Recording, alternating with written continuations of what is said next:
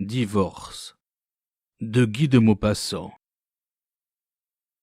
Maître Bontran, le célèbre avocat parisien, celui qui depuis 10 ans plaide et obtient toutes les séparations entre époux mal assortis, ouvrit la porte de son cabinet et s'effaça pour laisser passer le nouveau client. C'était un gros homme rouge, à favoris blonds et drus, un homme ventru, sanguin et vigoureux. Il salua. « Prenez un siège, » dit l'avocat.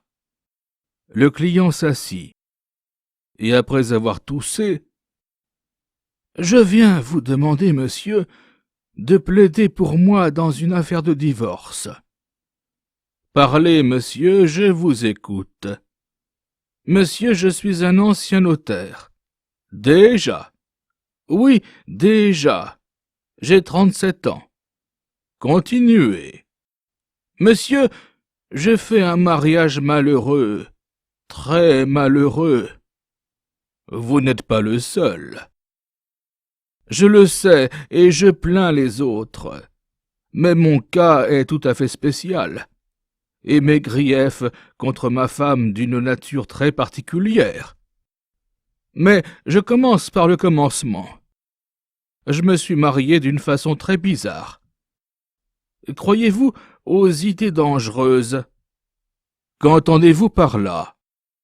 Croyez-vous que certaines idées soient aussi dangereuses pour certains esprits que le poison pour le corps? Mais oui, peut-être. Certainement. Il y a des idées qui entrent en nous, nous rongent, nous tuent, nous rendent fous, quand nous ne savons pas leur résister. C'est une sorte de phylloxéra des âmes.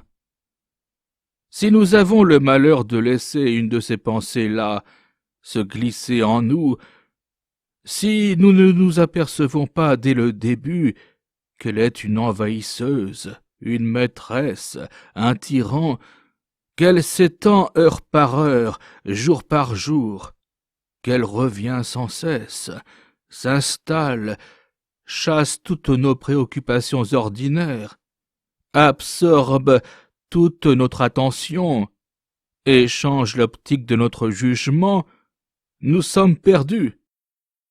Voici donc ce qui m'est arrivé, monsieur. Comme je vous l'ai dit, j'étais notaire à Rouen, et un peu gêné, non pas pauvre, mais pauvret, mais soucieux, forcé à une économie de tous les instants, obligé de limiter tous mes goûts, oui, tous, et c'est dur à mon âge. Comme notaire, je lisais avec grand soin les annonces des 4e pages des journaux, les offres et demandes, les petites correspondances, etc., etc., et il m'était arrivé plusieurs fois par ce moyen de faire à quelques clients des mariages avantageux. Un jour, je tombe sur ceci. Demoiselle jolie, bien élevée, comme il faut, épouserait un homme honorable et lui apporterait 2 500 000 francs bien nets. Rien des agences. Or, justement ce jour-là, je dînais avec 2 amis, un avoué et un filateur. Je ne sais comment la conversation vint à tomber sur les mariages, et je leur parlais, en riant, de la demoiselle aux 2 500 000 francs. Le filateur dit « Qu'est-ce que c'est que ces femmes-là » L'avoué plusieurs fois avait vu des mariages excellents conclus dans ces conditions, et il donna des détails. Puis il ajouta en se tournant vers moi. « Pourquoi, diable, ne vois-tu pas ça pour toi-même? Christi, ça t'en enlèverait des soucis. 2 500 000 francs. » Nous nous mîmes à rire tous les trois, et on parla d'autre chose. 1 heure plus tard, je rentre chez moi. Il faisait froid cette nuit-là. J'habitais d'ailleurs une vieille maison, une de ces vieilles maisons de province, qui ressemblent à des champignonnières. En posant la main sur la rampe de fer de l'escalier, un frisson glacé m'entra dans le bras. Et comme j'étendais l'autre pour trouver le mur, je sentis, en le rencontrant, un second frisson m'envahir, plus humide que celui-là, et ils se joignirent dans ma poitrine, m'emplirent d'angoisse, de tristesse et d'énervement, et je murmurai, saisi par un brusque souvenir. Sacristi, si je les avais, les 2 500 000 ! Ma chambre était lugubre, une chambre de garçon rouennais, faite par une bonne chargée aussi de la cuisine. Vous la voyez d'ici, cette chambre, un grand lit sans rideaux, une armoire, une commode, une toilette, pas de feu, des habits sur les chaises, des papiers par terre. Je me mis à chantonner sur un air de café-concert, car je fréquente quelquefois ces endroits-là. 2 millions sont bons avec 500 000 et femmes gentilles. Au fait, je n'avais pas encore pensé à la femme, et j'y songeais tout à coup en me glissant dans mon lit. J'y songeais même si bien que je fus longtemps à m'endormir. Le lendemain, en ouvrant les yeux avant le jour, je me rappelais que je devais me trouver à 8 heures à Darnétal, pour une affaire importante. Il fallait donc me lever à 6 heures, et il gelait. Christi de Christi, les 2 500 000 ! Je revins à mon étude vers 10 heures. Il y avait là-dedans une odeur de poils rougis, de vieux papiers, l'odeur des papiers de procédure avancés. Rien ne put comme ça. Et une odeur de clerc, bottes, redingotes, chemises, cheveux et peau d'hiver peu lavés, le tout chauffé à 18 degrés. Je déjeunais comme tous les jours d'une côtelette brûlée et d'un morceau de fromage. Puis je me remis au travail. C'est alors que je pensais très sérieusement pour la première fois à la demoiselle aux 2 500 000. Qui était-ce? Pourquoi ne pas écrire? Pourquoi ne pas savoir? Enfin, monsieur j'abrège. Pendant 15 jours, cette idée me hanta, m'obséda, me tortura.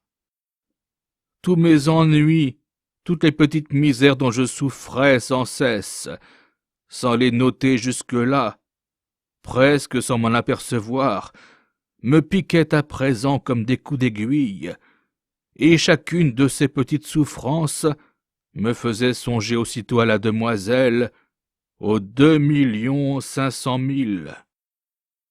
Je finis par imaginer toute son histoire. Quand on désire une chose, monsieur, on se la figure telle qu'on l'espère. Certes, il n'était pas très naturel qu'une jeune fille de bonne famille, dotée d'une façon aussi convenable, cherchât un mari par la voie des journaux. Cependant, il se pouvait faire que cette fille fût honorable et malheureuse. D'abord, cette fortune de 2 500 000 francs ne m'avait pas ébloui comme une chose féerique. Nous sommes habitués, nous autres, qui lisons toutes les offres de cette nature, à des propositions de mariage accompagnées de 6, 8, 10 ou même 12 millions. Le chiffre de 12 millions est même assez commun. Il plaît. Je sais bien que nous ne croyons guère à la réalité de ces promesses. Elles nous font cependant entrer dans l'esprit ces nombres fantastiques. rendent vraisemblable, jusqu'à un certain point, pour notre crédulité inattentive, les sommes prodigieuses qu'ils représentent, et nous disposent à considérer une dot de 2 500 000 francs comme très possible, très morale. Donc une jeune fille, enfant naturel d'un parvenu et d'une femme de chambre, ayant hérité brusquement de son père, avait appris du même coup la tâche de sa naissance. Et pour ne pas avoir à la dévoiler à quelque homme qui l'aurait aimée, faisait appel aux inconnus par un moyen fort usité qui comportait en lui-même une sorte d'aveu de tare originel. Ma supposition était stupide. Je m'y attachais cependant. Nous autres notaires, nous ne devrions jamais lire des romans, et j'en ai lu, monsieur. Donc j'écrivis comme notaire au nom d'un client, et j'attendis. 5 jours plus tard, vers 3 heures de l'après-midi, j'étais en train de travailler dans mon cabinet, quand le maître clerc m'annonça: « Mademoiselle Chantefrise. » « Faites entrer. » Alors apparut une femme d'environ 30 ans, un peu forte, brune, l'air embarrassé. « Asseyez-vous, mademoiselle. » Elle s'assit et murmura: « C'est moi, monsieur. »« Mais, mademoiselle, je n'ai pas l'honneur de vous connaître. »« La personne à qui vous avez écrit. »« Pour un mariage. »« Oui, monsieur. »« Ah, très bien. Je suis venu moi-même, parce qu'on fait mieux les choses en personne. »« Je suis de votre avis, mademoiselle. Donc vous désirez vous marier. »« Oui, monsieur. Vous avez de la famille ?» Elle hésita, baissa les yeux et balbutia: « Non, monsieur, ma mère et mon père sont morts. » Je tressaillis. Donc j'avais deviné juste, et une vive sympathie s'éveilla brusquement dans mon cœur pour cette pauvre créature. Je n'insistai pas pour ménager sa sensibilité, et je repris: « Votre fortune est bien nette ?» Elle répondit cette fois sans hésiter: « Oh oui, monsieur !» Je la regardai avec grande attention, et vraiment, elle ne me déplaisait pas, bien qu'un peu mûre, plus mûre que je n'avais pensé. C'était une belle personne, une forte personne, une maîtresse femme. Et l'idée me vint de lui jouer une jolie petite comédie de sentiments, de devenir amoureux d'elle, de supplanter mon client imaginaire, quand je me serais assuré que la dot n'était pas illusoire. Je lui parlai de ce client que je dépeignis comme un homme triste, très honorable, un peu malade. Elle dit vivement: « Oh, monsieur, j'aime les gens bien portants. »« Vous le verrez d'ailleurs, mademoiselle, mais pas avant 3 ou 4 jours, car il est parti hier pour l'Angleterre. »« Oh, que c'est ennuyeux !» dit-elle. « Mon Dieu, oui et non. Êtes-vous pressé de retourner chez vous? »« Pas du tout. »« Eh bien, restez ici. Je m'efforcerai de vous faire passer le temps. »« Vous êtes trop aimable, monsieur. »« Vous êtes descendu à l'hôtel ?» Elle nomma le premier hôtel de Rouen. « Eh bien, mademoiselle, voulez-vous permettre à votre futur notaire de vous offrir à dîner ce soir ?» Elle parut hésiter, inquiète, indécise, puis elle se décida. « Oui, monsieur. Je vous prendrai chez vous à 7 heures. »« Oui, monsieur. Alors à ce soir, mademoiselle. »« Oui, monsieur. » Et je la reconduisis jusqu'à ma porte. À 7 heures, j'étais chez elle. Elle avait fait des frais de toilette pour moi, et me reçut d'une façon très coquette. Je l'emmenai dîner dans un restaurant où j'étais connu, et je commandai un menu troublant. 1 heure plus tard, nous étions très amis, et elle me contait son histoire. Fille d'une grande dame séduite par un gentilhomme, elle avait été élevée chez des paysans. Elle était riche, à présent ayant hérité de grosses sommes de son père et de sa mère, dont elle ne dirait jamais les noms, jamais. Il était inutile de les lui demander, inutile de la supplier, elle ne les dirait pas. Comme je tenais peu à le savoir, je l'interrogeai sur sa fortune. Elle en parla aussitôt en femme pratique, sûre d'elle, sur des chiffres, des titres, des revenus, des intérêts et des placements. Sa compétence en cette matière me donna aussitôt une grande confiance en elle. Et je devins galant, avec réserve cependant, mais je lui montrai clairement que j'avais du goût pour elle. Elle m'arrivauda, non sans grâce. Je lui offris du champagne, et j'en bus, ce qui me troubla les idées. Je sentis alors clairement que j'allais devenir entreprenant, et j'eus peur de moi, peur d'elle, peur qu'elle ne fût aussi un peu émue et qu'elle ne succombât. Pour me calmer, je recommençai à lui parler de sa dot, qu'il faudrait établir d'une façon précise, car mon client était homme d'affaires. Elle répondit avec gaieté. « Oh, je sais, j'ai apporté toutes les preuves. »« Ici à Rouen ?»« Oui, à Rouen. »« Vous les avez à l'hôtel ?»« Mais oui. »« Pouvez-vous me les montrer ?»« Mais oui. »« Ce soir ?»« Mais oui. » Cela me sauvait de toutes les façons. Je payai l'addition, et nous voici rentrant chez elle. Elle avait en effet apporté tous ses titres. Je ne pouvais douter, je les tenais, je les palpais, je les lisais. Cela me mit une telle joie au cœur que je fus pris aussitôt d'un violent désir de l'embrasser. Je m'entends, d'un désir chaste, d'un désir d'homme content. Et je l'embrassai, ma foi, 1 fois, 2 fois, 10 fois. Si bien que, le champagne aidant, je succombais, ou plutôt, non, elle succomba. Ah, monsieur, j'en fis une tête après cela, et elle donc, elle pleurait comme une fontaine, en me suppliant de ne pas la trahir, de ne pas la perdre.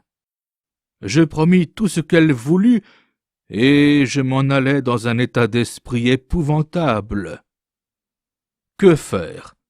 J'avais abusé de ma cliente. Cela n'eût été rien si j'avais eu un client pour elle, mais je n'en avais pas. C'était moi le client naïf, le client trompé par lui-même. Quelle situation! Je pouvais la lâcher, c'est vrai, mais la dot, la belle dot, la bonne dot, palpable, sûre. Et puis, avais-je le droit de la lâcher, la pauvre fille, après l'avoir ainsi surprise? Mais que d'inquiétude plus tard! Combien peu de sécurité avec une femme qui succombait ainsi! Je passai une nuit terrible d'indécision, torturé de remords, ravagé de crainte, ballotté par tous les scrupules. Mais au matin, ma raison s'éclaircit.